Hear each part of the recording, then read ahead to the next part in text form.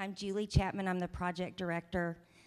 I work for Jewish Family Service, and the Faith Inclusion Network is operating under the auspices of Jewish Family Service. So we're thrilled to be here at Highland Park United Methodist Church, and we're thrilled especially today to have Shelley Christensen with us.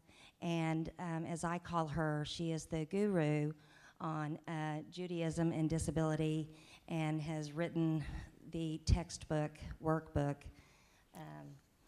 on how to, as I call it, weave inclusion into your congregations.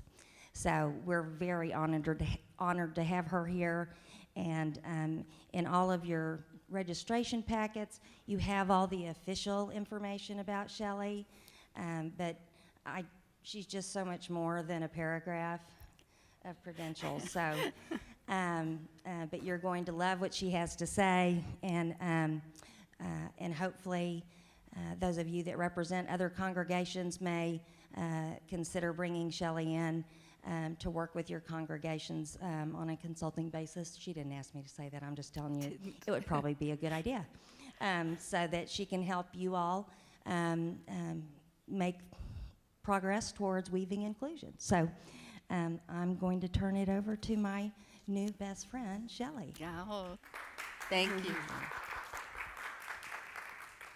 Hi, welcome. Bruchim habaim, which translates as welcome in Hebrew. I'm just so happy to be here today. Julie, thank you for inviting me in, and it's what a wonderful collaboration, the Summer Institute on Theology and Disability and the Faith Inclusion Network of Dallas coming together. I think that one of the most important observations of my work over the last 13 years in Jewish community inclusion and in Jewish life has been the way that we all work together. The way that the challenges that we face in order to ensure that people with disabilities feel that they belong, and I use the word belong, you'll hear me use that a lot, feel that they belong in the community and in their faith community is a critical point now. It's at a critical point. We're hearing a lot about it. It has moved from a little tiny, this congregation here has a special needs class, and this JCC, or Jewish Community Center, has a program for people with disabilities, and they come together once a month and they do projects. We've gone from that era to an era where we recognize that each person is created B'Tselem Elohim, in the divine image, that each person has their own sense of who they are as a spiritual being, as a believer in whatever power they believe. We have that in common. And now we're at a point in our lives, in our inclusion lives, where it's going to be really important for people who have disabilities and those who love them to contribute and be part of the community. This is based on theology, but it's also based on the human heart. It's based on how we treat each other. And the most important part, it's based on recognizing that each person has their own history. They have their own feelings, their own needs. And it's not up to any of us, meaning the global us, to determine what they want, the they, which still puts them in the category of the other, but what people want in terms of being members of a congregation or a faith community. So I'm going to ask those of you who are sitting by yourselves or in groups of two to, for the sake of what we're doing next, or what we're doing first, to join another table. And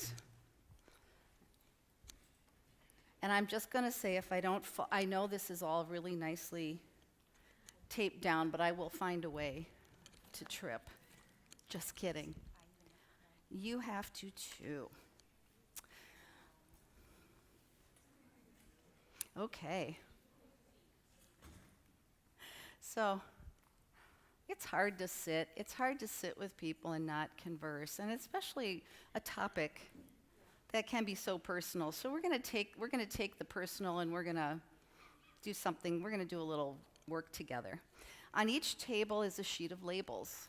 Looks like this. It looks like this. Okay. Somebody can pick it up and hold it. Well, we're going to do one per table. So if you don't have one at your table, oh, okay. And you each have a piece of plain paper with some lines on it, okay? This is where this little project is going to appear. It's going to become something on this piece of paper. So on each set of labels has 14, yes, math wasn't my strong suit. It turns out I have a learning disability in math. Long, you know. I used to think I was really stupid because I couldn't do math. Yeah, we're all like going, oh yeah, I used to be, yeah. Yeah, it is, because we don't do math. But I can do math in my head. It's the weirdest thing. Anyway, each one of these it comes from the liturgy, or it comes from text. And each one of these separately may have a meaning in terms of what it says about including people with disabilities, helping them belong. Come sit at a table where somebody else is. Or as they say, come on down. So I'm going to give pretty vague instructions here. And there's always a reason for vague instructions. Some of us could get pages and pages of instructions and they still seem vague. But this is really your opportunity to have a discussion at your table and open this up to the discussion of how you would take these 14 gems and put them into categories in terms of how they reflect the attitudes, beliefs, the actions of an inclusive congregation or an inclusive community. What do they signify to you as discussion? And you can then take these labels, put them on your paper. Oh, sorry, Julie. On your paper. And then we're going to go around, and each table is going to just kind of give us a tiny bit of feedback about how you came to those conclusions. So don't worry, there's no right answers, there's no wrong answers, there's no perfect way of doing this. So I'll give you an example of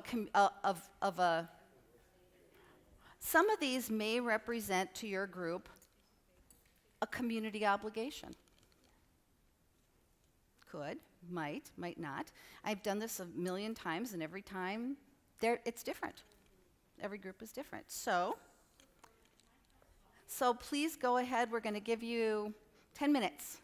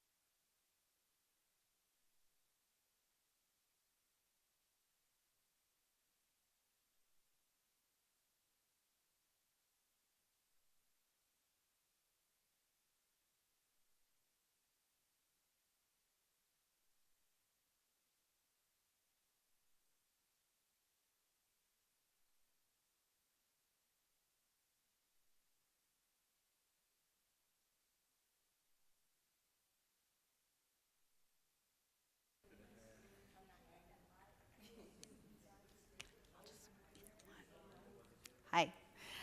Let's go till 1:30 on the study, and then we'll recap for a few minutes after that.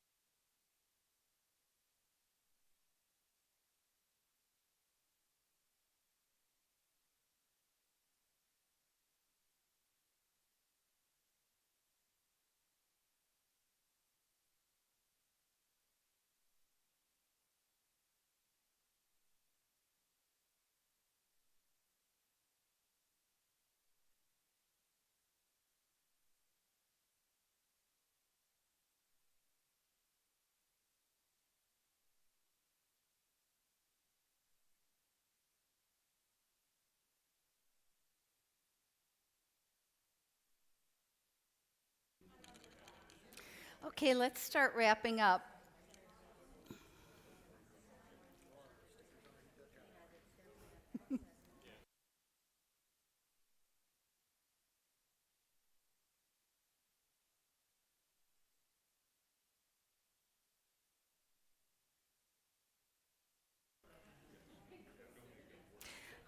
Who's done? I mean, theoretically done. Yeah, I know. Done is a relative thing, isn't it? Done enough. Are y'all done enough? Okay. Done enough. I like that. Okay. So, how was this? How were the instructions? I was very vague. I was vague on purpose. Thank you. Sometimes I think, we've got these great creative minds. Let's be creative. And oftentimes, actually, when we support people with disabilities, a lot of times we just say, we're not going to be very vague. We're going to be really specific, and we're going to do this for you. We're going to tell you what you're going to do, whether you like it or not. And so let's hold that thought in our minds. And how was it having this discussion? Were there any? I didn't see any duking it out. Did you guys have disagreements? Disappointments? Oh. And I hope you're not disappointed. No, I'm not at all. No. Pretty civil conversations. For the most part, people representing different faith traditions at the table, and so.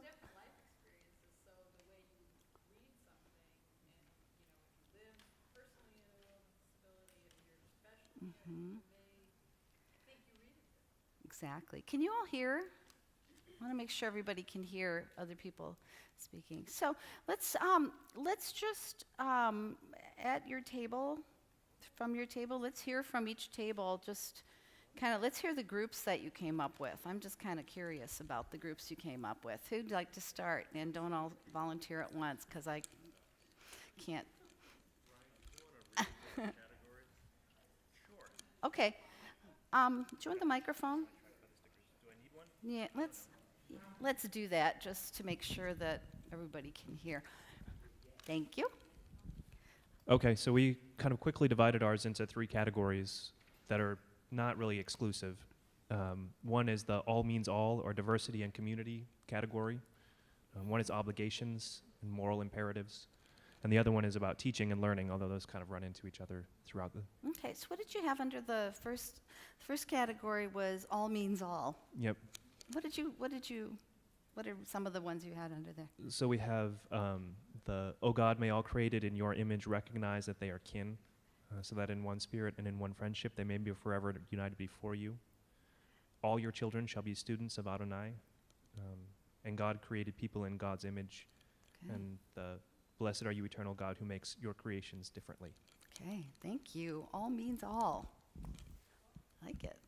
That's a new one. Who'd like to go next? Oh, there's Judith. There you go. So the Jewish table, we didn't understand the instructions, so we were a little Talmudic about it all. All right, that's good. Do you want me to read what we wrote? I was the scribe. So we wrote down the different quotes and wrote down what they meant to us in terms of how you'd put them into practice. Okay, so let's So- hear a couple of them. Okay. "For my house shall be a house of prayer for all people. Everybody belongs. It doesn't matter how you pray. You accommodate when you can. One challenge is to accommodate the individual while meeting the needs of the group. Everyone can pray in their own way." Which other one do you want me to do? Okay. Okay.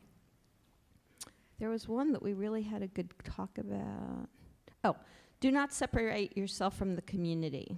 We wrote, "We are all in this together. Not all people are comfortable together. We still must invite them in. Do not add to someone's isolation, and do not isolate yourself." And then we had, "Be like the disciples of Aaron, love peace and pursue peace, love people and bring them close to Torah. Take the initiative to create peace. It starts with each of us. Engage with another to find out how or whether he or she wants to be included." And then, "Holy One strikes us all from the mold of the first human, and each one of us is unique. We are all exactly alike, and we are all completely different." And we Very could go nice. on and on, because Well, here we see, are on our so little table. how would this be a discussion at your board during Jewish Disability Awareness Month, as an example? To really get those board members off their whatever and onto studying text and what it means in the context of congregation land. So, possible. Who's next? Thank you. Thank you. Okay. There you go, Esther. Thank All you. right. Our 3 categories were relationship with God, responsibility, and how people are created. And the one that we chose that we felt covered all of those 3 categories was the second one: "O God, may all create in your kin image recognize that they are kin, so that in one spirit and in one friendship they may be forever united before you. So we like that one a lot. And another one that we felt encompassed all those three was the Holy One strikes all of us from the mold of the first human, and each one of us is unique. Very nice. Okay, thank you. Okay, it leaves us with 3 groups. There you are. I think our group has understood that we have to go according to some categories. That's what you requested. So we thought of different categories because these verses are talking straight to the person straight, one category. The other category is related to interpersonal. The third one is community oriented. So whenever we read one, it sometimes combine 2, 3 also. So we try to categorize as interpersonal, personal, and then community. So Very that nice. way we sticked the papers like that. Yeah, that So- works.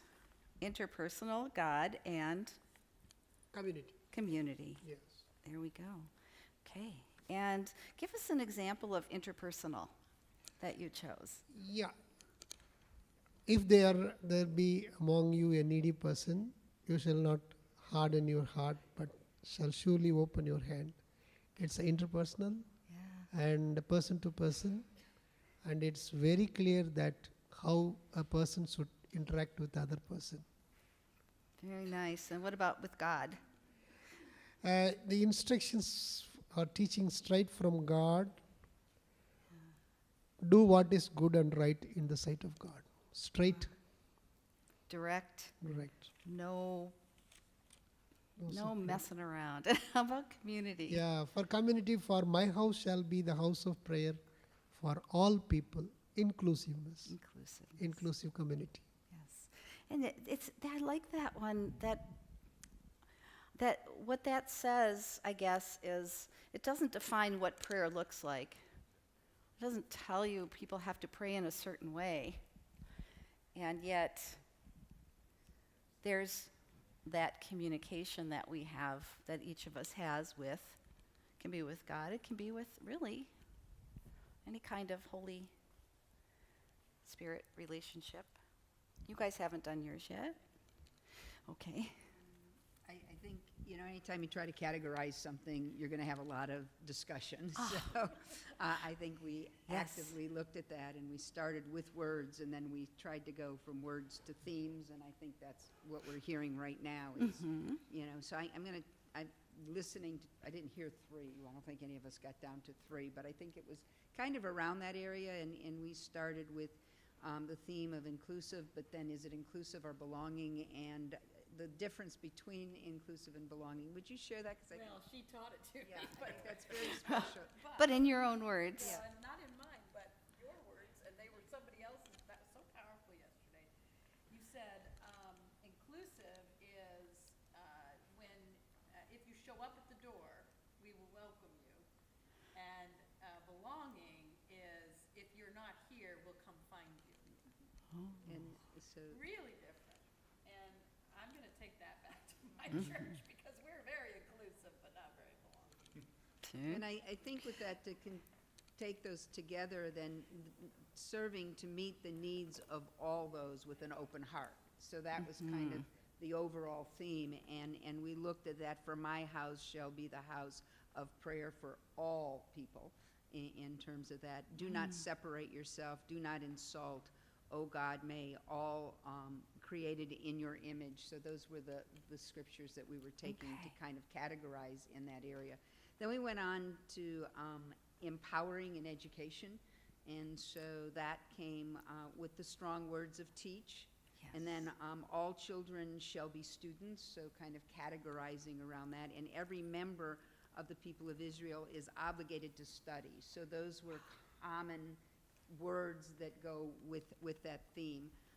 We had affirmation as one, and we talked about acceptance is different than affirmation, Yes. and so we agreed on the word of affirmation. And God created people in God's image, so it's affirming God, but also affirming all people.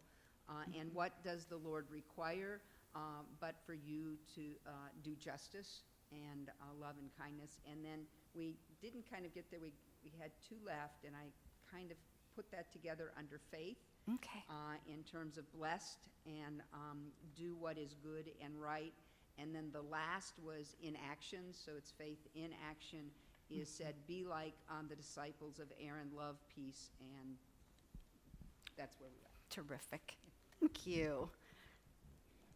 And it's your turn. You can come up and join tables up here. We've got handouts and stuff. We were too. done way before anybody else. No, I'm kidding. Oh, okay. We created a visual, really, and it's similar to what everyone has said. We kind of categorize these into two broad areas. One is, what are we commanded or obligated to do, and then how do we operationalize those things? How do we actually do those things? So at the top we have, for my house shall be a house for a prayer for all people. And then we put the teach and the do. We kind of looked at this as being the how, and we looked at these as being the commandments, or it was reverse. They interweave back and forth. But we decided that they all sort of, that the capstone or the ending thought is that, that we're all unique, that we're all the same, but we're all unique. And then blessed are you, eternal God, who makes your creations differently. So, Wow. That was it. We just sort of decided to do the whole visual thing. And it was actually a little bit hard to separate the two because they all overlap so much. So they're woven together. So one of the things you might come out of, yes. Mm-hmm. Yeah.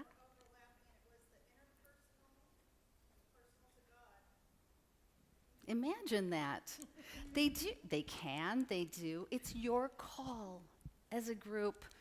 Well, congratulations, Mazal Tov, Yasher Koach, Kol HaKavod. That means all the respect for a great study session.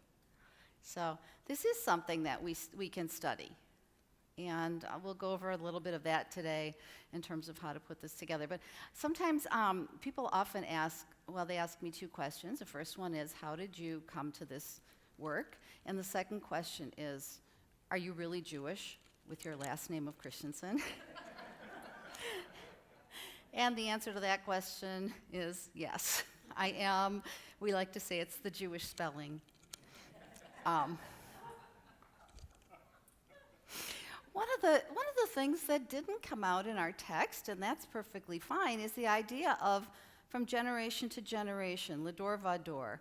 And that's how I got started as a parent, because I'm just pointing out the whole family tree here, but my dad and my mom, you can see my brother and I up at the top, we were raised in a home that of which education was a requirement, a right, an obligation, a privilege, and that included for me 10 years of Hebrew school.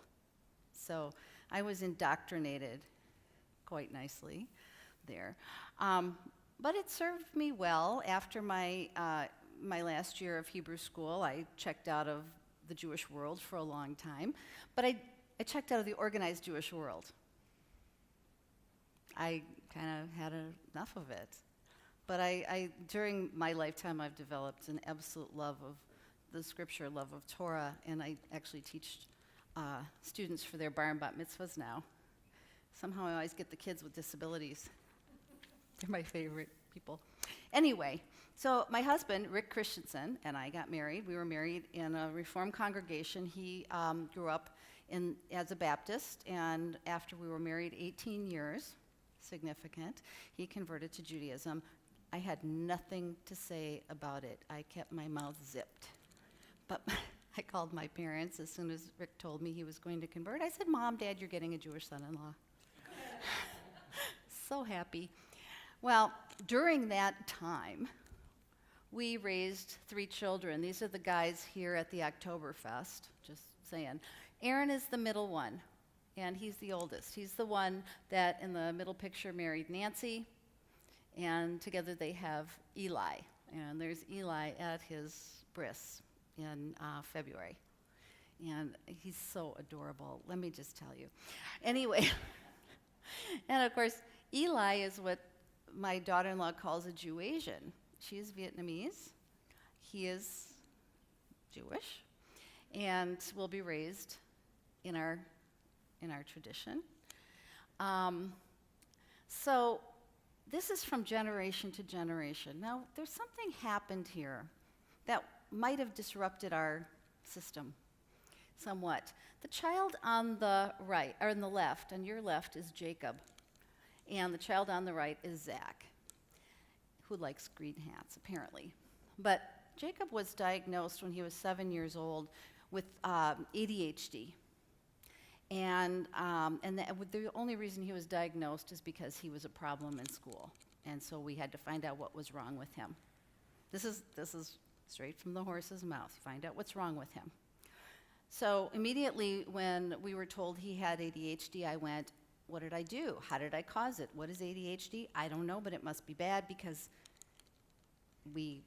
this is why we're here at this therapist's office, at the doctor's office.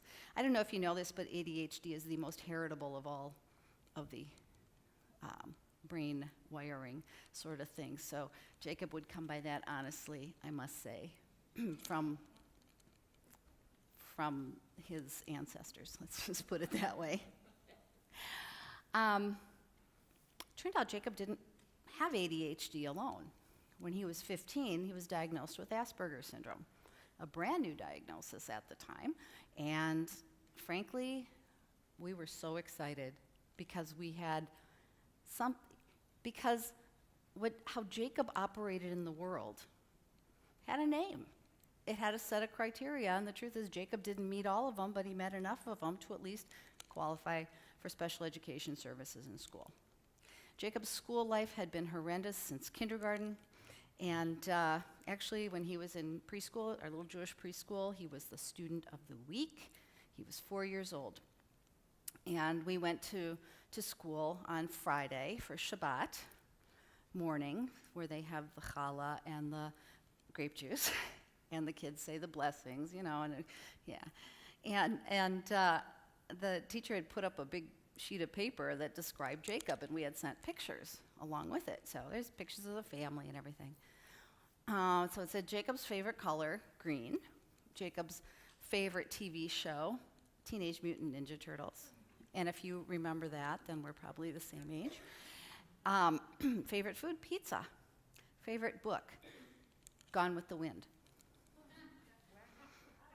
Now, I knew my 4-year-old had never read Gone with the Wind, had never seen the movie. And I went, this kid's a little quirky guy. I thought it was really cute. Jacob was just Jacob. Later on, it turns out that particular comment was, a little sign that he might have had Asperger's syndrome, had we known what Asperger's syndrome was. Anyway, so that was our dream, Jacob, to grow up in the community, in the Jewish community, receive a Jewish education, just like his brothers, just like anybody else. And he did. And it was wonderful. When I tell you it was wonderful, except for the time that he got into a fight in the parking lot with another kid who also probably had Asperger's syndrome, he had a really great religious school experience. And he learned Hebrew, he had his bar mitzvah, he learned things by rote. And that was kind of interesting. It's like, you're not learning this the way other kids learn it, Jacob. You got to learn to be able to read it from the Torah. Well, eventually he did. But he learned it at first by rote. He went on the confirmation class trip when he was 16, and we're members of a Reformed Jewish congregation, and they go to the Religious Action Center of Reformed Judaism in Washington, D.C. when they're 16 as part of confirmation, and they meet with representatives from our local or our state officials. And Jacob was chosen by his classmates to present, I can't remember the topic now. It was either rights for people who are GLBT or another controversial issue that I'm not sure what it was. But anyway, so he had a pretty we never had problems in religious school, but other people did. Other kids did. And our problems started in public school, and by the time Jacob got to 9th grade, I was so angry all the time at Jacob being singled out, and teachers saying, well, Jacob can't do this and Jacob can't do that, and crying after every conference, and just, I had to be angry somewhere, so I chose to be angry at the school people. By the way, I was also pretty darn angry at God, so we've had some serious, I've had serious words with God, and God just goes, yeah, I know it's hard. I figure God kind of understands that it's hard, and, go forth. Do what you need to do. And we were lucky we had a faith community to back us up, to have our backs. I went to graduate school at the age of 48. I won't say how many years or when I graduated, but the idea for me was to learn what drove parents to be so angry. I really wanted to understand that process because I realized that I wasn't helping Jacob at all, and neither was anybody. Neither were other parents helping their kids if they were going to be angry all the time. So that's a whole different story. While I was in graduate school, I was hired by the Minneapolis Jewish community for a brand new program called the Minneapolis Jewish Community Inclusion Program for people with disabilities. It was a program that was developed to not only create the conversation, but to work collaboratively with all of the Jewish institutions in Minneapolis, as well as people who have disabilities and family members, to change the culture, to really adapt the culture. Now, I didn't light a match and put a candle to it and go, here we are, we're enlightened. This was a lot of work, and I'm going to tell you, we are going to talk about this because I want you to understand that none of this happens in a vacuum. It takes steps, okay? So we'll get to that. I'm going to share with you some of those steps. We say even Moses needed a voice. So again, like we just studied, our text, there's something in everywhere you look. But I love the Moses story because Moses is just so reluctant. Now, why do you think God said to Moses, essentially, you're the man? Moses is going, I can't be the man because I don't speak clearly. Why? Because he calls the common man all the time. okay, so he's kind of like everybody else in some ways. Okay, what else? Thank you. Perhaps since he recognized he could not do it on his own, he would be open to God's power. Okay. Okay, so kind of that theory of mind, understanding self-sufficiency. What else? Judith. Maybe God wanted us to know that you didn't have to be perfect to actualize some kind of higher calling. And even if you were the spokesperson for holy people, it didn't mean you had to really talk like everybody else. Okay, so any other? Maybe some interdependence beginning to grow in his understanding when God said God would provide Aaron to do whatever it was that Moses felt he couldn't do himself, but together they'd get it done. The first known accommodation, reasonable accommodation, was Aaron. Right. God saw, yes. Yes. Maybe God knew that he would create more change and more of a domino effect if more of the community was involved in helping Moses. Okay. So as part of building community. Okay. So I love all these ideas.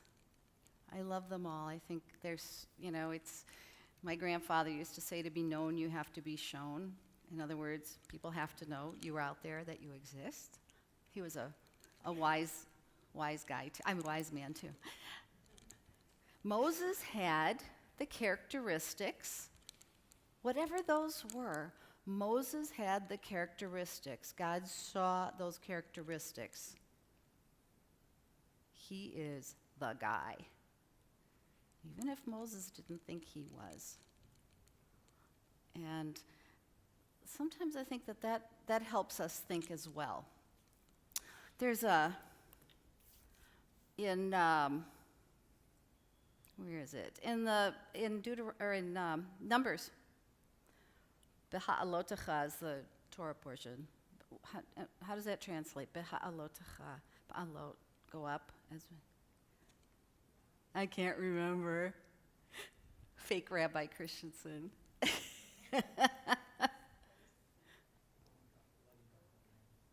Letting up.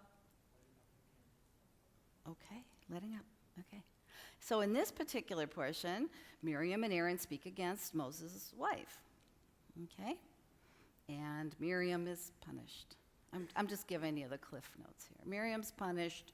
She's sent outside the camp because she's got leprosy. She gets leprosy. Leprosy is the punishment. She's let outside the camp because that's what you do when somebody has leprosy. The community could have moved on because they were in the wilderness. And they were on a mission. I like to say they're on a mission from God. But the community waited for Miriam because they were not whole until everyone was there. Okay? We can look at other texts, too, that would sort of balance that out, but we're not going to do that today.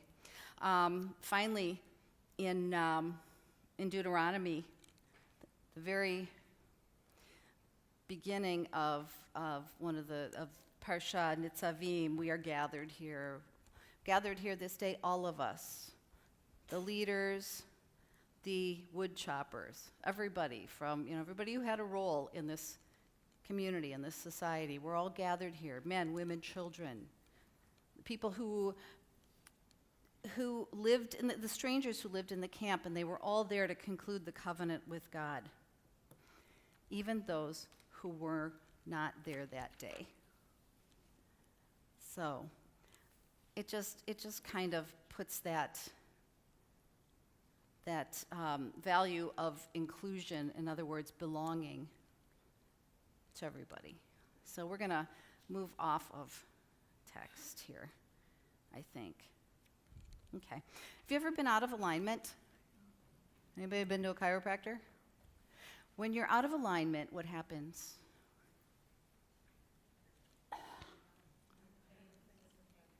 Everything's affected. You're in pain. Are you working the best way you could?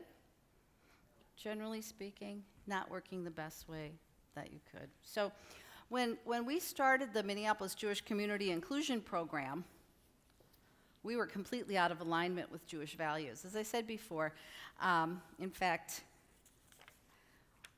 when I started working in 2001, in September of 2001, I kind of hit the ground running. My job, I reached out to every level of the Jewish community, and I started with the rabbis in our community. And I called the synagogues, told them who I was. Some of them knew me. Some I had to say, Shalom, my name is Shelley Christensen. I had to I don't know, maybe if I'd said it in Hebrew, they would have thought I was Jewish, because I had to overcome that barrier too. Kind of funny. But I called one congregation, and I told them that I was starting this work to be able to work with them, to help them support people with disabilities. And he said, we don't have any people with disabilities here. That would be out of alignment. That's out of alignment to Jewish values. It's out of alignment to reality. And the truth of the matter is, there could have been one or two options. Number one, they didn't see that people had disabilities because everybody was welcome, and disability wasn't a barrier, and everything was, ticking along. Or that there were no people with disabilities because families felt marginalized or didn't feel that they belonged, or that people, maybe didn't have a way to get in the building, or if they got in the building, they were, you can sit here and nobody will talk to you, but because we're kind of afraid of you, as we've talked about earlier in our work this week. So the keys to an aligned organization, we align our values with how we act are these items here. There shouldn't be any surprises except for we don't do things for people with disabilities.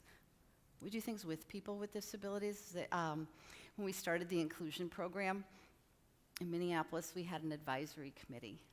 And I came in about 9 months into the process, and I met with the advisory committee, and I looked and I went, wow, you're a parent, you're a parent, you're a parent, you're an educator, you're an educator, you're an educator, you're an executive director, you work for Jewish Family and Children's Service, you work for Federation, and I went, where are the people for whom this program was established, or with whom this program was established? There were no people with disabilities even on the planning committee. So you can tell there was a lot of work to do, and I want to tell you these things because you got to know this was like a community that was functioning at a pretty low level at the time. No one does this alone. Nothing about me without me. That kind of comes into all of that. The whole idea of balancing what's important to someone who has a disability, not necessarily what's important for them. Oftentimes when we think what's important for someone, that's our call. What's important to someone means you got to have the relationship. So let's do this little exercise. You can, if you're comfortable closing your eyes, but please don't fall asleep. I know. You could do this standing up or looking at the wall or whatever too, or shaking your hands. Think about this. What is it that you appreciate, you enjoy, or that tells you that you belong to your house of worship? Think about that. Got it? Everybody got it? Okay, imagine that either it never existed or somebody came to you and said, you can't do that anymore. You're not going to do that anymore. What would your life be like? Not to share. How would you feel if somebody told you you didn't get to have any say in what you did? That is what the balance is between what's important to someone and what's important for someone.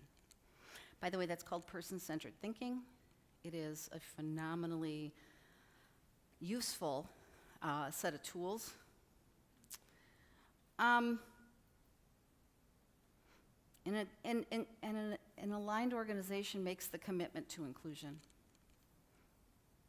at every level of the congregation, and that's why we talk about it being woven in to every part of the community, every part of the congregation, every part of the organization. So there was a Hasidic master, Hasidim, still around today, but started in the 19th century in Eastern Europe. And there was a master. His name was Ha-Yehudi Ha-Kadosh, the Holy Jew. His name was Jacob of some place in Eastern Europe. I can't remember the location. Anybody know Bushamanim or I don't know. Anyway, he wrote this comment in response to something else. But look at this. This is what we do. We have good intentions. We have good intentions because we're good people. We're people who say, we got these great values that we ascribe to. We believe in them. They help us define how we live our lives. They're intentions. But without action, we got nothing except good intentions. And when you translate good intentions without action, what do you have? Good intentions. So the main thing is the action. And that really is that is really the important piece. So, whoops. What I'm going to do, you're probably wondering, well, how do you change a community? You do it one step at a time. You do it in a way that's meaningful. So what I did is I located the very first presentation that I ever gave to every single Jewish institution in our community. I've shared it with other communities as well. It is the beginning step of why we do inclusion and what this community partnership can do. I strongly recommend community partnerships, whether it's within a denomination or a geographic area or like in Dallas. Interfaith, doesn't matter. And I can speak for the Jewish movements. They're all putting together a variety of different ways to be inclusive. So our program started in 2001. This is our bar or bat mitzvah year. I just left the program 2 weeks ago. And it was started because parents came to Jewish Family and Children's Service, which housed the program, and said, our kids are, they're included in public school, but they're not included in religious school. We want them to have bar and bat mitzvahs. It's all the experiences that my family had that a lot of families didn't have.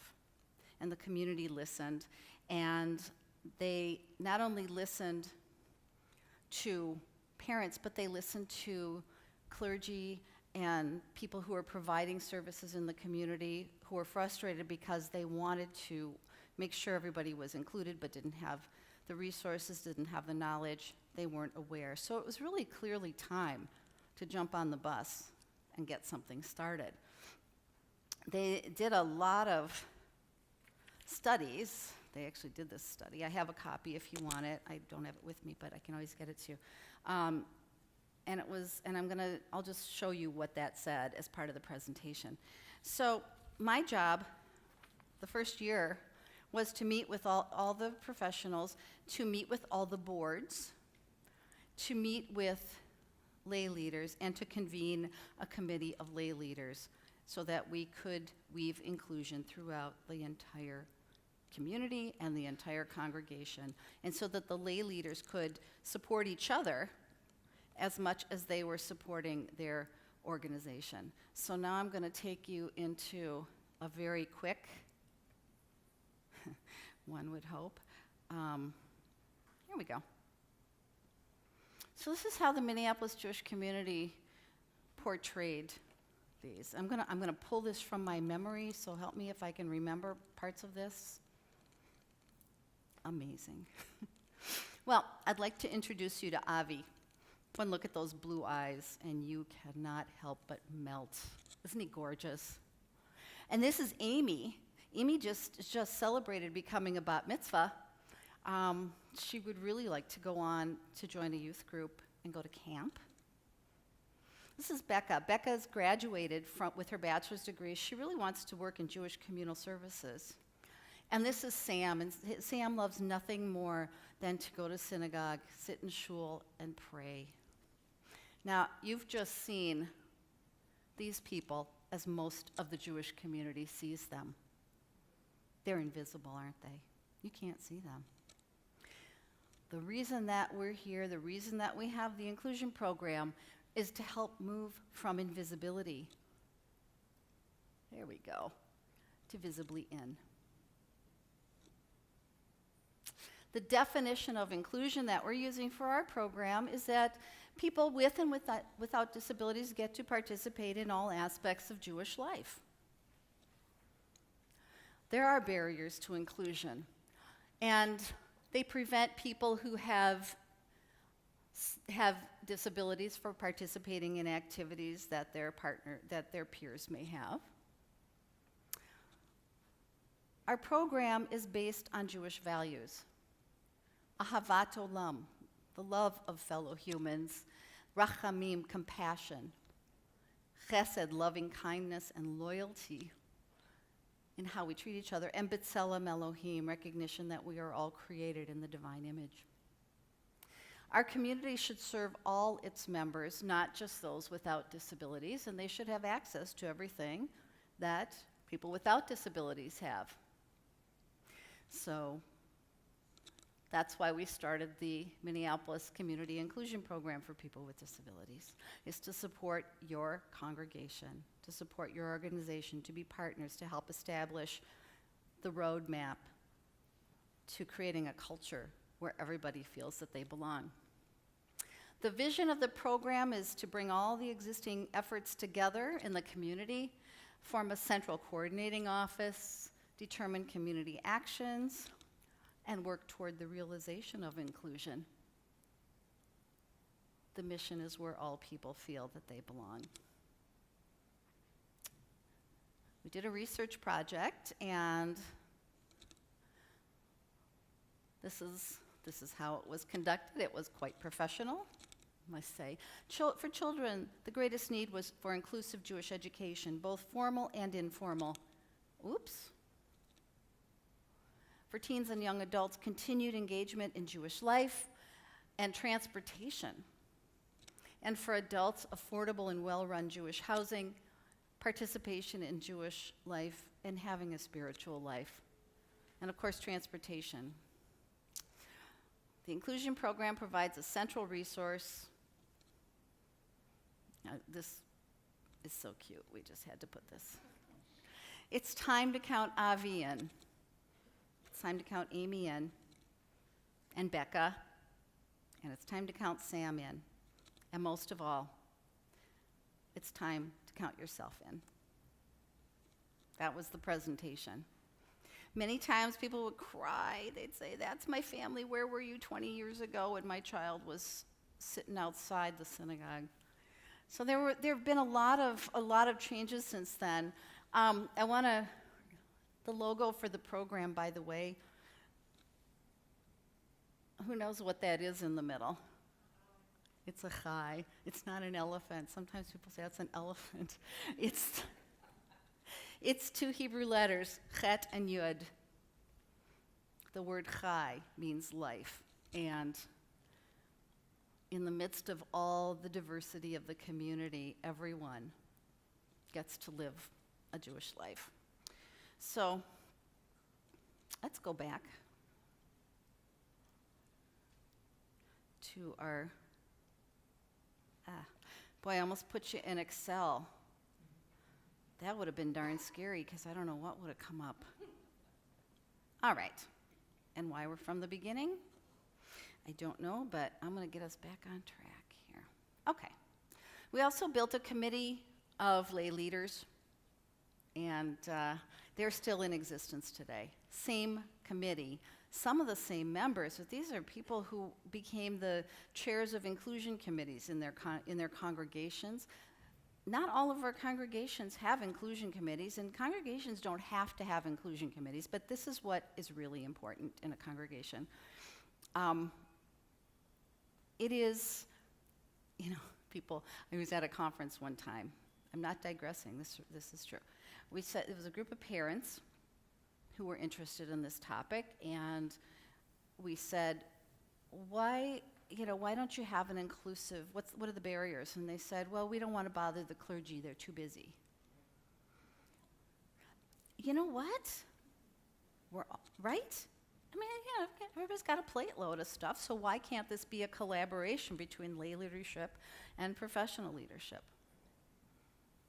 Can you imagine if your clergy was responsible for collecting dues or counting the money that comes in, or for writing the whole curriculum and designing the whole curriculum for an entire religious school? You have lay leaders, you have committees.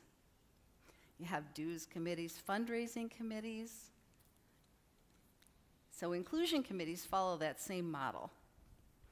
And the inclusion committees, many inclusion committees, or in some congregations that don't have committees, have a designated lay leader point person who graciously accepts that role.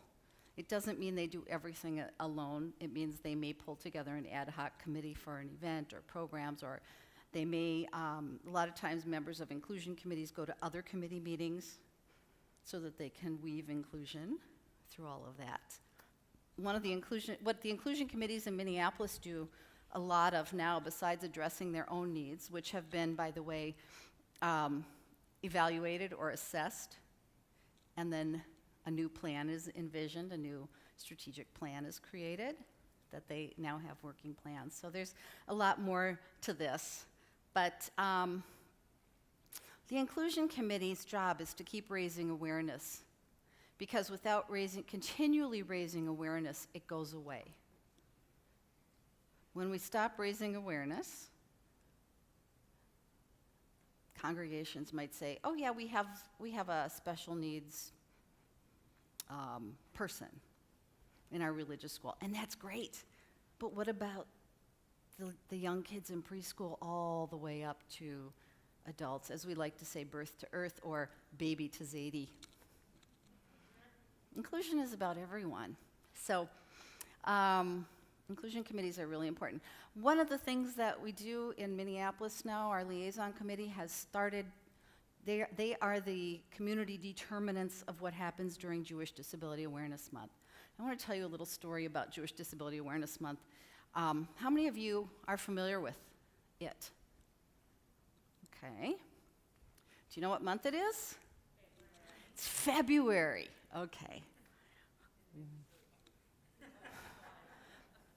So, yeah, it is. Good guess. Good one. See, sometimes it's the obvious and we don't see it. In 2008, there's an organization called the Jewish Special Education International Consortium. It's been meeting for 27 years. They are leaders of individual community boards of Jewish education, which for most part don't exist any longer. But they are kind of the go-to people on special ed. And I got to go because I was the go-to person on anything to do with somebody with a disability in the Jewish community in Minneapolis. So that's a very vital group, and people were in this group where they had once been focused totally on special education. We're now looking at community inclusion, birth to earth, woven into all the activities. And we met in 2008, and we said, you know, everybody's busy doing like events and conferences. Wouldn't it be better if we could all do things in 1 month, you know, and just leverage our resources and, you know, kind of make a big deal out of it, that it's happening here and it's happening in Atlanta and it's happening in Dallas and it's happening in Minneapolis. So we said, let's do it. We voted to do it. And we said, when are we going to do Jewish Disability Awareness Month? Which, by the way, the acronym is JDAM. It's so branded now. It's memorable, and we've added from awareness to inclusion as a tagline, because we're like, it's more to it. Anyway, with exception of 2 people, most of us were of the Jewish mother persuasion, and also of the education persuasion. So what happens in the fall? We get the high holidays. We got the kids coming back to religious school. There's so much prep time in the early part of the fall. And so it didn't really give people a chance to plan activities in November or December. And who wants anything in December? And people go on vacation. So we said, okay, what about in the spring? And somebody said, yeah, but it's Passover and, you know, and Purim, and there's all kinds of things going on to prepare for that. We've got to cook all these big meals and everything. So we're like, okay, we're running out of ideas here. And somebody said, well, what about February? There's nothing really major Jewish holiday-wise in the preceding months. So people could have from November to February to plan. And that's why February is Jewish Disability Awareness Month. There's no symbolism at all. And we thought, you know, well, it'd be hard to get to events in the Midwest, but actually it's kind of hit everywhere. So Jewish Disability Awareness Month, designed to raise awareness that there are people with disabilities who want to belong to the community, and the idea isn't just to say, okay, in February, do something in February and you're off the hook the other 11 months. The idea is to do something in February that will propel inclusion into the rest of the year. So I just want to show you a few of the national initiatives. Now keep this in mind, that you can do this Oh, here's our mission. It's in your notes, I think. We picked the initiatives. We have, a number of films that came out. It's really pretty nice as a house of worship or as a community to bring people together to see a film. How many of you have seen Praying with Leor? Yeah, it's worth seeing again. It's a doozy. Films like Wretches and Jabberers, where people communicate differently. These very intelligent men, communicate using assistive technology. Prior to being able to use assistive technology, people thought that they're not very bright, they got nothing to say. This really helps us think differently, and that was the whole idea of Jewish Disability Awareness Month. Their Real Abilities Film Festival, which is now, and they had one in Houston, they've had them in Dallas, I think. No, but Austin. Mm-hmm. And this is not a Jewish community initiative, the Real Abilities. Anybody can do this. Dave, you could do it in Watertown, Wisconsin. You could. A group of films that portray how people live when they have a disability. We started JDAM Reads and JDAM Reads for Children. These are some of the books that we've used that really describe some of the ways people live. They're very eye-opening books, and I think that that's really the important thing. We have national book clubs. We do webinars with the authors. Do lots of different ways of reaching out. So these are the whole idea, again, raise awareness. In Minneapolis 2 years ago, how many of you saw, oh gosh, what movie was it where Mickey Rooney said, let's put on a show? So, yeah, it was, wasn't it? So our group of lay leaders said, let's put on a show. So we created a show called Our Stories, Our Abilities, and most of the people have a disability of some kind, although, and they have many gifts. A lot of them told their stories, some performed. The young man and the young woman down in the corner here, Chris he's brilliant at picking up music and just being able to play it. And at every performance, he plays Lecha Dodi as his first song. It's a prayer welcoming the Sabbath. And he plays it on the piano. And that's how he starts every performance, regardless of whether it's for ARC or it's for any group in the community. Rebecca is a vocalist, jazz vocalist primarily. This is the first time the two of them ever performed together. So they had to work together to be able to do this.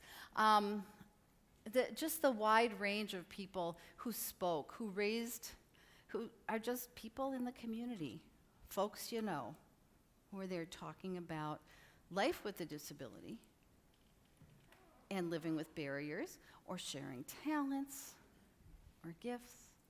So there's some pretty amazing people there. It was really labor intensive, and I don't know that we would repeat it, but it was just a really neat opportunity. Some of the things that are happening now in recognition that inclusion of people with disabilities has really risen to one of the top priorities in Jewish communal life. So national Jewish organizations, the Jewish Federations of North America, which are based in New York and have an office in Washington, D.C., they've created an inclusion initiative. They've done conferences. There's Association of Jewish Family and Children's Services, which Julie is a part of and Judith is a part of. Anybody else work for JFS here, or JFCS, in their local community? Okay. It's a national organization that, again, has hired somebody to work with their affiliates on a national level. Camps. All the Jewish camps now have inclusion specialists, or most of them, I should say, have inclusion specialists. They may have an inclusion program. And again, they run the gamut from self-contained program to partially inclusive to fully inclusive. I'm not gonna talk about segregated programs and partially included programs because I want to go back to what does it really mean to live a full and meaningful life. So that is people's personal designations, people's personal understandings, and so forth. So it gets very political. And so we won't go there today. One of the initiatives that has come out of this came from the National Leadership Institute on Developmental Disabilities. Has anybody ever gone to this? It's in Delaware. It was co-founded by a Jewish guy named Steve Eidelman and his colleague Nancy Weiss, who you know very well. They started this consortium, or a leadership institute. They hold 2 a year at the University of Delaware. And the idea of the institute is for people to come into it who are in leadership roles in their own communities, whether they may be people who are in government, who maybe work for a Department of Human Services or Disability Services in their state, or they may be in a faith community, or they may be running executive directors of ARCs, and you name it. I got to go to one of these back about 6 years ago, and it changed my thinking about life with a disability. It changed my thinking to reflect person-centeredness, focusing on what's important to the person, not for them, looking at housing and saying, and thinking, would anyone I know choose to live in a 4-bedroom house with strangers, and with somebody telling them when to brush their teeth and what to eat? It made me really think. It made me really think about what having a disability is perceived to be, and what people who have disabilities, how people see themselves. And it's been a great thought process for me. So Steve Eidelman and I were at a conference a year and a half ago, a Jewish conference, and there were 140 people there in Baltimore who were all there to learn about including people with disabilities, and it was amazing. We had some great speakers. We had this, just a whole day of talking about it. And Steve and I looked at each other and we said, this is like a first. How can we leverage this? It's not fair to send people back to their communities and have nothing to follow up with. And so we thought about starting the Jewish Leadership Institute on Disabilities and Inclusion. We found a funding partner in the Ruderman Family Foundation. We had our first institute in December in Baltimore. And it is teaching, training people, and it's giving them the opportunity to have 4.5 days of time to reflect on their role in their own community, to become an agent of change, to think about what the community could look like, to think about how to create a leadership challenge. Because we realize that in order for communities to be on board, and this is true in any size organization, there has to be leadership. And there has to be someone who can bring people together to create a common vision that can become that good intention that goes to action. So this is where some of those wonderful things come from. Now,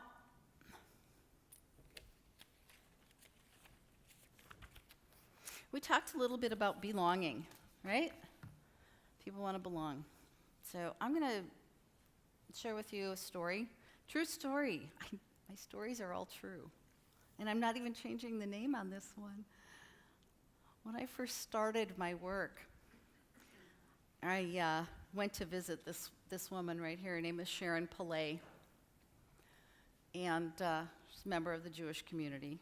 Well, back then she was a Jewish woman living in Minneapolis. She has a disability. She has cerebral palsy. Not that that really matters, except for the fact that she uses a wheelchair, and she speaks slowly, and she's got a lot to say. But of course, she moved to the Twin Cities, to Minneapolis, St. Paul, 14 years before we met. She grew up in Grand Forks, North Dakota. Yeah. Are you familiar with yeah, okay. Grand Forks, North Dakota. Need we say anymore? Sharon grew up in this lovely family. She has a brother, her mom and dad. They used to celebrate Shabbat every Friday night and the holidays and everything.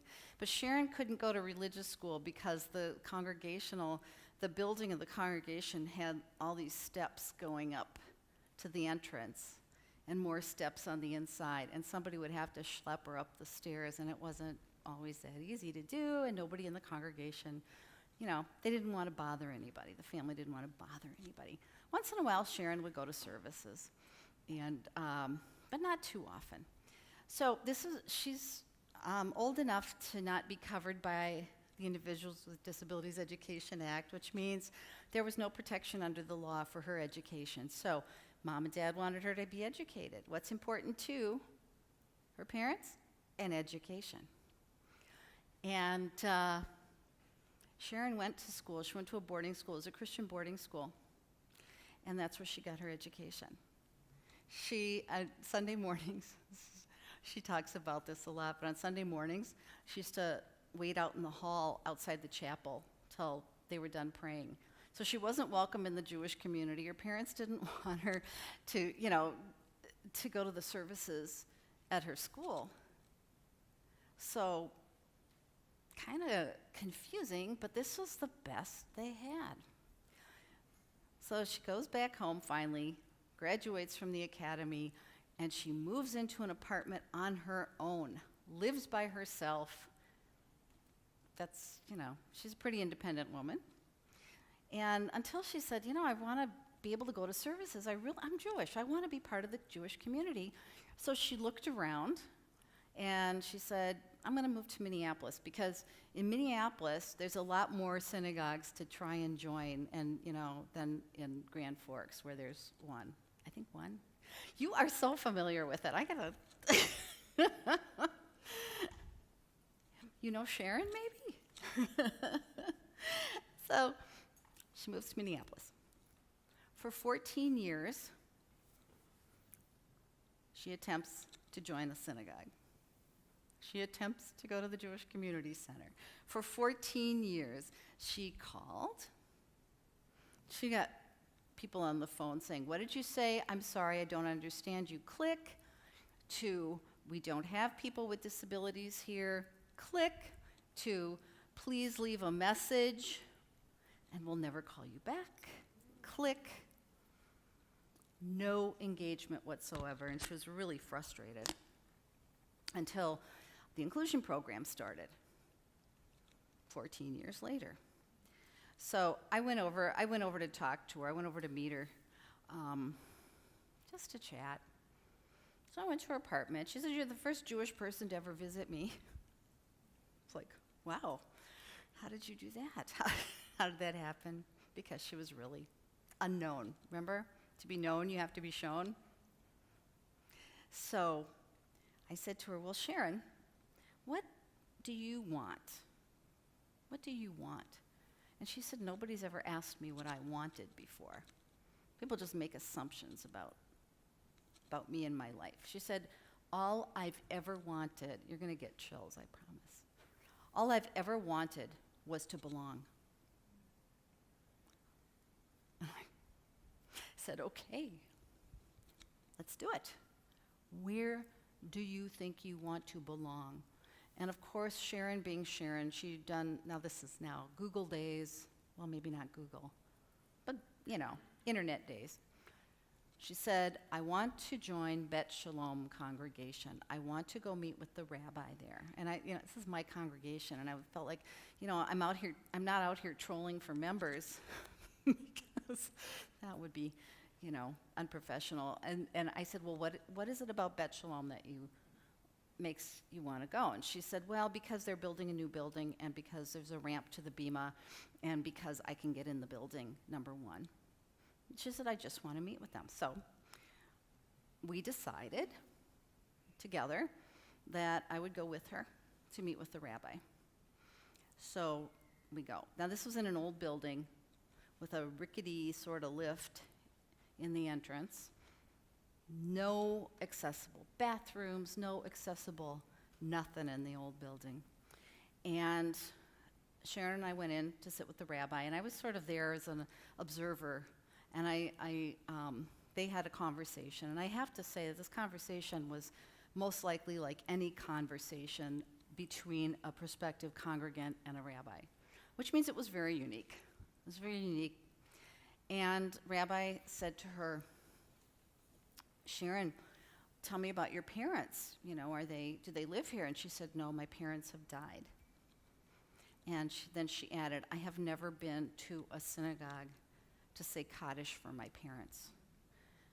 Now, in Judaism, we remember by reciting the Kaddish, the prayer. It's a prayer that we say when we're remembering people. It magnifies and sanctifies God and our relationship with God.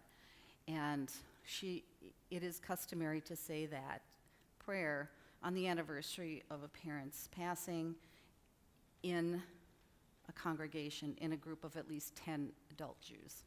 And she'd never done that. And I just stopped and I said, this is what this really means. This is what not being included really means. It means she can't honor her father and mother. She cannot fulfill that mitzvah. Who decided that she was less than any other Jewish person? Who decided that? So these are some of the things that I carry around with me as the stories that are out there. These are about real lives. This is not just some nice thing we do. So Sharon she joined the congregation that day. She asked me to go with her to services on Friday night, so I did. We sat together in the back because it was the only place with a little indent. The lighting was terrible, and people would just kind of look at her. Her chair kind of stuck out in the aisle, and they kind of like, But she kept going. She kept going. Once the clergy were fabulous, the cantor, the education director, the few of us that knew her, we became her friends. But even in the Oneg Shabbat, the greeting time after services where you go for food, because, God forbid we wouldn't be where we are today without our food. Sharon she has a motorized wheelchair, and she'd be at the table getting food, and one time I was standing there talking with her, and the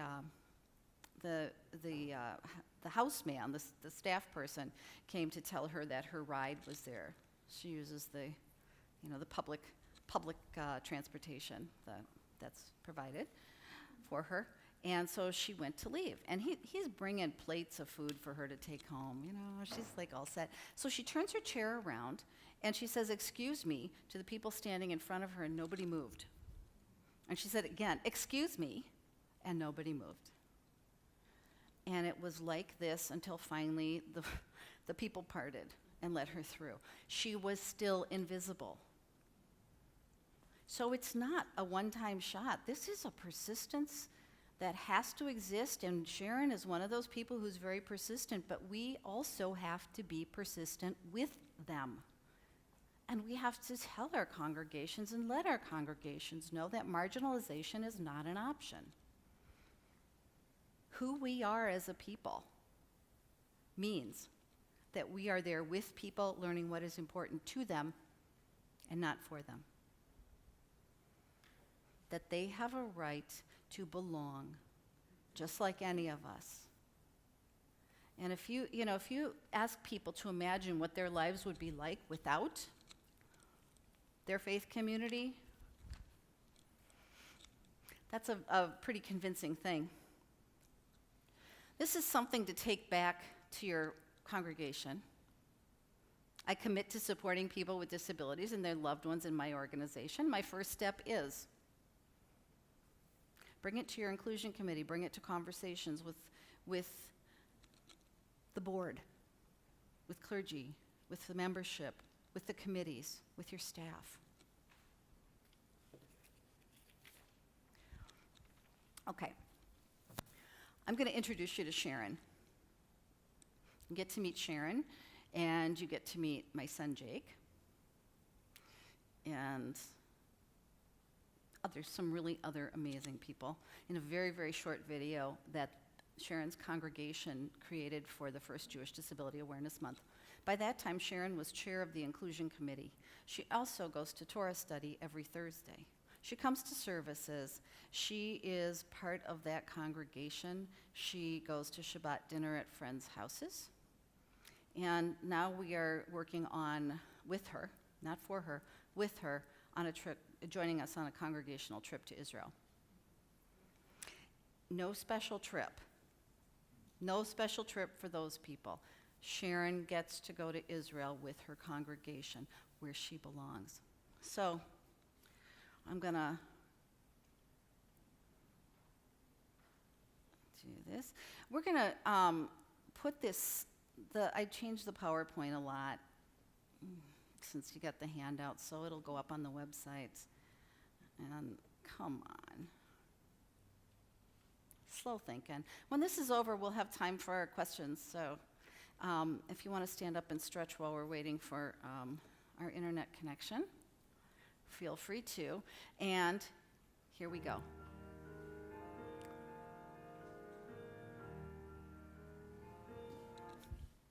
Oh no, did I?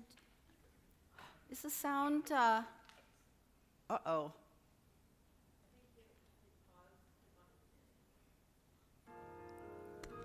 It's always me.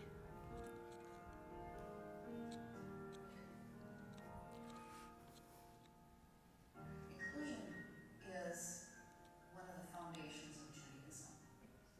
In the Torah, in Genesis, it says we are created B'Tselem Elohim, in the divine image. And that doesn't say only some people are created B'Tselem Elohim. It says everyone is created B'Tselem Elohim. We look to the text and we see that Moses was a person who had what we would consider to be a disability, and in his speech pattern. And God identified Moses as the person who had the skills and the ability to lead the people out of Egypt.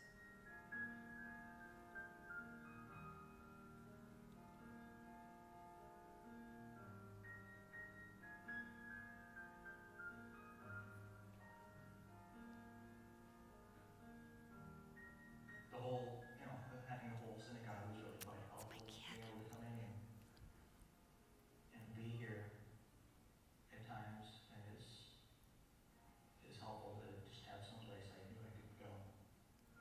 When David started going to religious school, it was amazing how many people would come and help and offer us encouragement and adaptations just to make it a positive experience. When it was time for my bar mitzvah, then they made adjustments for stuff that I just couldn't do. Like, I would chanted the Hebrew at the bar mitzvah instead of like singing it, and that really helped. They really understood me, what I could and couldn't do. And they believed in me when not even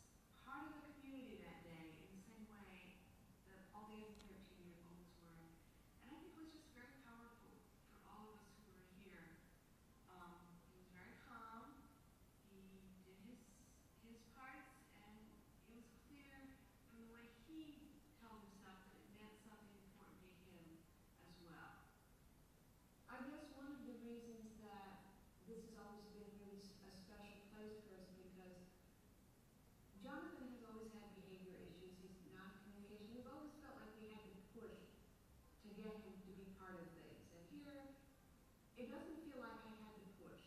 The way the congregation responded when he was young, we always came to children's services, and on several occasions when Jonathan had had a difficult evening, the rabbi always made a point to come to us afterward and say, "Hello, Jonathan, we're glad you're here." So it was one of the few places where our whole family felt that we belonged here together. And I think that was a tremendously important thing for us.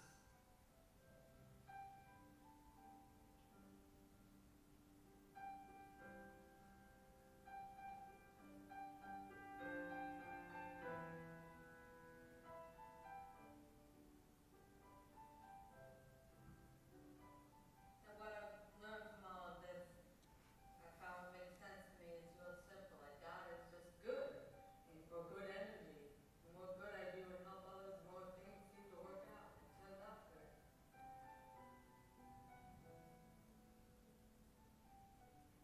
They want to participate, we will find a way for them to participate in Jewish life here. And I think that that really provides exposure for the congregation at large to be able to see that this is truly a house for all people. And that's what we're striving for.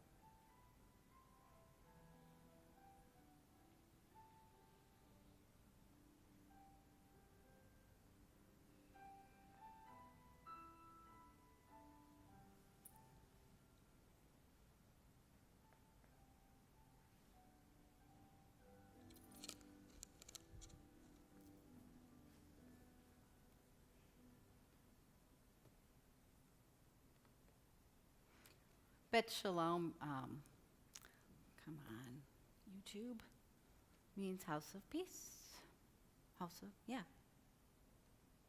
Okay. We'll just, okay, we'll like this. Maybe it'll let us out then. Oh, escape, okay. Help, help. So, there are lots of stories, real people's stories, observations. I'm not going to share those with you now. We all have our journeys. It is indeed, I don't know what to say. Sometimes it seems there are no words to describe what it's like to be with somebody when they're making that first foray into something that they so desperately want and that they love in their lives, that they want in their lives. And it can happen. It can happen organically, holistically, but it requires action, turning good intentions into action. So I want to be able to answer any questions or thoughts that you have, and yes. Microphone? Let's do that. Thanks, Dave. Thank you. I have a question about how you dealt with something. When, teens bond by going on trips, and in our church they go on choir trips and mission trips. And it's usually a certain price each year for the teen. And suddenly it was $150 more. And we had teens coming up to my child saying, "I can't go this year because the Lyft bus made the trip too expensive." And so, And they were making it our fault, right? and it's all your fault. And so, that's where the rubber really meets the road. Got it. Yeah. And what that entails is a special budget for things like that, so that it doesn't come out of the choir director's budget or the youth leader's budget or whatever. So my question is, did you all deal with that, and how did you convince people, or did this not even come up as an experience for you all? Well, the biggest thing people love to say, we don't have inclusion because it's too expensive. So, knowing that's going to come up, doesn't all have to be expensive. In a case like this, where somebody cannot go unless there's an accommodation for them to go, you know it's going to come up at the beginning of the year, right? So there's lots of different ways. I would, in some ways, you know, this is the opportunity to think really creatively. So I'm just going to, besides the obvious of having a line item in the budget for, you know, making it possible for all kids to go to participate, not charging extra to those families, not ever charging extra to those families. I would talk to the class. I would talk to the whole class and say, hey, you guys, we got to solve this, because we're all going on this trip together. Let's do some brainstorming. Let's come up with something. Let's see how everybody can go. That is the most engaging way to deal with it, I think. I mean, it's. Remember how inclusion is woven into congregational life? So you say, look here, top of the church. These kids want to raise money. You know, what are you going to kick in? We need a matching grant. We need some money. These children not going is not an option. You know, as the ancient Israelites did, Miriam couldn't go. They didn't go until she could go. So I think putting it in that context, if you believe that everybody belongs, that's the message that everybody gets. And it's not one person's problem. It's a congregational obligation and responsibility and opportunity in so many ways. So it's the creative process that goes into it. We had a situation, kind of interesting situation I think I want to share with you. One of the synagogues, the older synagogues in Minneapolis, wanted to put in a ramp. So the inclusion committee sat down with the rabbi and they, you know, got to put in a ramp. They got bids, the whole bit. The rabbi said, oh, I think I know some people who, by the way, are older who could benefit from the ramp. Let's talk to them. They talked to them. They had 2 donors. They're going to put in the ramp until donor number 2 says, wait a minute. I'm happy to pay for that ramp, but you got to find money now to put in the automatic door openers, because a ramp isn't good if people can't get in the building. So it became then a congregational need. And it took a while to find the money, but they found the money. So I think, you know, certainly, again, talking to the board, talking to the budget and finance people, the executive director, getting them on board with why this has to be budgeted is a good step for the next budget year. You know, if there's money in endowment funds or something like that, that's good for now. Get it in the budget, in the line item. Sure. Not so much a question, but I wanted to add a little bit to what Shelley was saying. I think for all of us, our congregations buy something. They purchase things. And what we purchase reflects what's important to us. And I think sometimes framing the conversation with your congregation in those terms, sort of like the slide Shelley put up, if the intention is good, but it isn't followed by action, not only, well, there's something about the quote says that once you do the action, you've actually intensified the intention. So I think sometimes talking about we buy stuff, we're going to buy a new floor, we're going to get a new chandelier or whatever. What stuff is really important to us? I think sometimes moving that conversation up a notch can help because sometimes accommodations are expensive. Changing your heart you can do for free. And then the other thing is, the other piece that's important is really thinking through how you welcome the conversation about what somebody says they want. Because whether a person has a disability or not, what they want from their congregation may be something the congregation can respond to, and maybe it can't. But the way we find out is to engage in that conversation and come up with a compromise. And I think part of becoming accessible, part of becoming welcoming is thinking through how are we going to have that conversation. That's right. So you're right. It's about the relationship. It's not about the professionals having to fix things, which is we all kind of come from that fixing mode. And the other thing I want to throw in is the plug for networks, because I'm here on behalf of a local network, and some of us who are here also part of that network is broaden. If you can't come up with a solution, broaden, pull in more people, whether it's from your congregation or other congregations or whatever. Pull in more people to help you think about this, and pull in more people with disabilities to help you think about this. So when Shelley talks about the creative process, that's what gets triggered in my mind. Have a network. Yep, have a network. Make sure there are people with disabilities in everything you do. Just when the experience with Sharon where she was invisible, it triggered for me, I wonder if parents, we set our children up to be that way, because when they become curious, when they see a person who's different, don't stare. And we're afraid for them to ask questions, because what if they were to go up to somebody in a wheelchair and say, "What's wrong with you?" I mean, we would be mortified.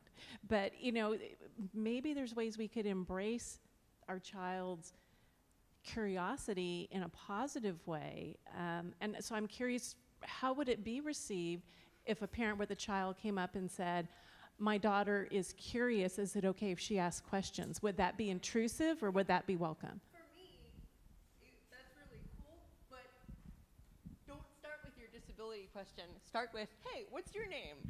Yeah. Don't say, "What's wrong with you?" and not ask to build a relationship with the person at all. Exactly. So, Yeah, I remember being in a Michael's store, and a kid came up to Amy and said, "Why are you in that chair?" I mean, they were fingering it. It was purple, and there was nothing wrong with doing that at all.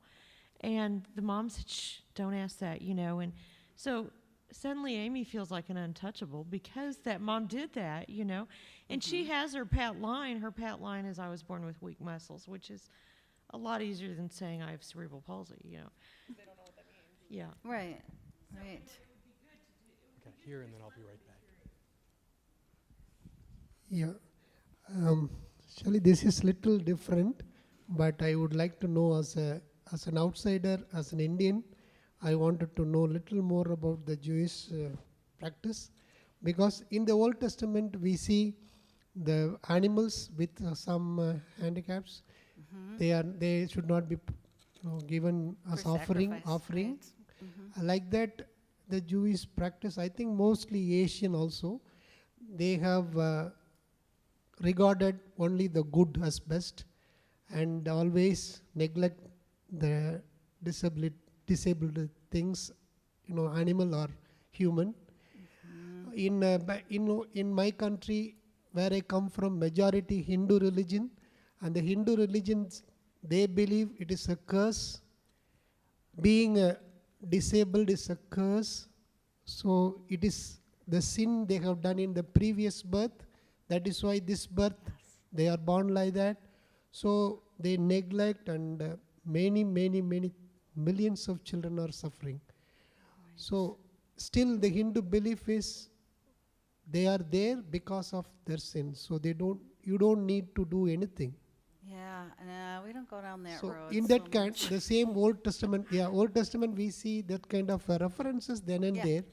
So I would like to know how the practice in Jewish synagogues and, in the modern days, that too in the 21st century in America, and how you are practicing. Just I would like to know, when I go back to my country, I take something. Yeah. Okay, that's a great question. I would say it depends. It depends. I travel in circles, and I work in a lot of different Jewish communities, and I have relationships with different there's 4 major movements in Judaism: Orthodox, Conservative, Reform, Reconstructionist. They all come at it in different ways in Judaism. But on one thing we can all agree, and that is people with disabilities belong in our community, in our individual communities. We may come about it different ways, but that's the inherent belief. And as far as, and you speak about the sacrifices, and there were, who can be of service in the temple, and so forth. I just, my own personal theology is I don't buy that in terms of exclusion. I look at that more in terms of roles and how things are done. But it can't be a barrier. There's a congregation that they have somebody turn the electricity on before the Sabbath because they don't do that on the Sabbath. Yet they installed a lift, an electric lift, so that one girl, when she had her bat mitzvah and she used a wheelchair, could use the lift to ascend to the altar, to the bima, so she could chant from the Torah and so forth.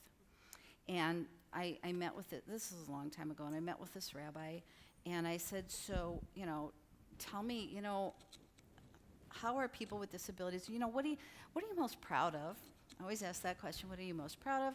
And where do you think you could do things differently? And he said, well, we really want to have more people with disabilities participate in services. We want them to bless the Torah. We want them to, be up here. And he said, but the thing is, we have a lot of people who use walkers, and they usually sit in the back row, and we'll approach them and ask them if they want to come up and say the prayer, the blessing, and they really don't want to because they don't want to be the only ones taking the lift because they aren't able to take the stairs. So, putting my little creative thinking cap on, I said, well, why don't you have a Shabbat morning service where everybody ascends the bima the same way? And he said, no, we can't do that. We can't run the electricity. But you'll do it for this person so they can be, and it was like, it struck me as something that really must be discussed. It must be talked about. If this is a belief of the congregation that you don't run the electricity on the Sabbath, yet you're going to do that, you're going to make an exception because it will bring honor to someone who can't get up there another way. Examine that, and what does that really mean? And is that and I can't answer that for anybody, any congregation at all. All I'm saying is talk about that. Talk about the practice. And think about it. And think about what it's saying. Think about the implications. And have the discussion. Was it Einstein? Can't remember if it was Einstein. Well, it doesn't matter who said it. But when you have a problem, 95% of the time you spend talking about the problem and teasing that out and sorting that, and 5% of the time figuring out the solution. And we have to wrestle with things. Just like Jacob wrestled. We have to wrestle. And I know we're out of time. Do you have time for one more question? I do, and I see another question there too, so I don't know. Shelley, I'm just curious, leading a worship service and ministry for people with special needs in the Christian tradition, I've run up against issues on recruiting volunteers. You're talking about a inclusion team or an inclusion committee or even an inclusion person. And my question is this. We know in faith communities, just like in any community, 80% of the work is done by 20% of the people. Right. And the 20% of the people that usually do it are the people who are vested and have skin in the game and are interested in whatever that ministry is. As you know, particularly because I work a lot with the severe and profoundly disabled, these families are exhausted. Yes. So how do you find, so I have lots of really good ideas from them, and I have no muscle. I have no people who can give or are willing or able, maybe is better said, to give the time. So what, have you run up against that in this? And what's your suggestion? Well, number one, knock down the silos, because this is a congregational issue. It is not your ministry's issue. It belongs to everybody. In that being said, getting that, whose responsibility is it to not just find volunteers, but to, confirmation classes, things like that? Do they, oh boy, I don't mean to tie myself into a knot, because people with disabilities are not somebody's mitzvah project. They're not the, good deed. But what I am saying is that it could certainly be a responsibility of different members of the congregation to attend the service, or and not just attend the service to babysit, but attend the service to be in the service with everyone else. It's not, you're not coming to be special, but we do need to support parents who need a break. You might say, you know, we're gonna sign you up. This might be, there are congregations where it is obligatory of their 10th graders, their 9th graders, to become those support people in the congregation for a number of needs, not just disability. Maybe kids with social difficulties that will benefit, or social anxiety that will benefit from like one person who's their person. So, yeah. Shelley and I were talking on Sunday when I picked her up at the airport, and we had a great time.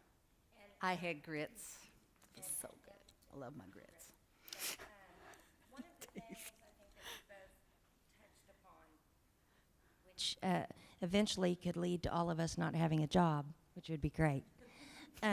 Works for me. Truly, is that when we engage those in our congregations who don't live with and have no experience with an individual with disabilities, that's when we've won. And it's the challenge for all of us is being able to bring others on board so that they see the value, and it's not an us and them, and we're not just a line item anymore. And it requires so much more than, it requires so much talking and conversation and sharing but those of us who have disabilities or have raised disabilities, or the good news is we're all used to working hard at everything, because it's never easy. It's even harder. But I think ultimately, when we all recognize it's not just tapping on the shoulders of those who, well, she has a nephew with special needs, so I bet she'll volunteer. It's reaching out to those, and as one of the verses said that you had on there, the obligation for all to be a part. But that was a conversation we had. Exactly. Dave will take that. You've got a question too. I just want to, okay, well, I thought I'd show you this because it's actually over on the table. This is the display copy.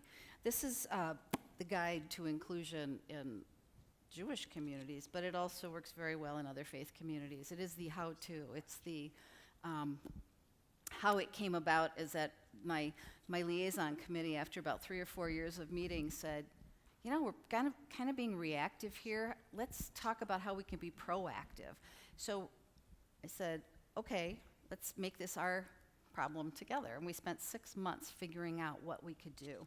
The end result was a roadmap, a guidebook. And this took about 3 years to write. We piloted it in Minneapolis, and it's been piloted in other communities around the country. And so I just wanted to, I can leave it up here if you want to look at it or share it. And we have special conference pricing. So just saying. Okay. Yes. I don't know how important it is, but I just wanted to tie into a couple of things that were said. First of all, I have a daughter with special needs, and we welcome any question. I'd rather have a question than a judgment. Yep. And so a question is a question is a question, so bring them on. As far as finding the volunteers, what we have been very successful with is going to peers and actually teaching them about how to interact with individuals with special needs. And there's several things that we've done in the community, including our inclusion experience, which is something you could bring into your congregation, and Julie has more information about that. But the more we let them see it, feel it, touch it, hear it, the more inclusive they are. We've just had a lot of good experience with peers, and that's kid peers, teen peers, and adult peers. And so the inclusion experience, which is available through JFS, is an amazing door opener to that. So Julie has information about that. So thank you. Julie, is the information at the desk, or is it?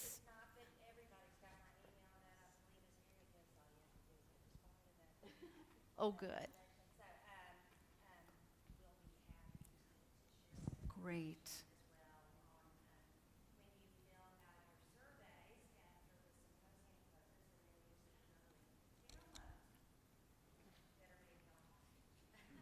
That's so great. So I just want to, I know we're running behind. I want to just share a really quick story with you to just show you the kind of chutzpah sometimes you need to have when you believe in something so much. When I was hired by Jewish Family and Children's Service in 2001, the second day I was on the job, they said, okay, we're going to have a meeting. We have a meeting all set up with all the partners in the community who are in this program with the Federation and this one and that one, and all these people I'd never met before, even though I grew up in the community. So we go to this meeting. There must have been about 20 people there. And they said, can you introduce yourself? Sure. And I'm thinking, what do they want to know? I talked a little bit about my family, graduate school, raising a child with a disability, you know, my beliefs about fairness and justice and all of these other things. And I said, oh, yes, and I'm also someone who has a disability. Well, wouldn't you know, the next day, my new supervisor, it's my brand new job, right, calls me in her office and sits me down, and she says to me, you know, yesterday when you said that you had a disability, I thought that was really inappropriate. And I looked at her without thinking, this will tell you what my disability is, and I said, well, then it's a damn good thing you hired me for this job. So thank you all. Wishing you all the best. Thank you for being here today.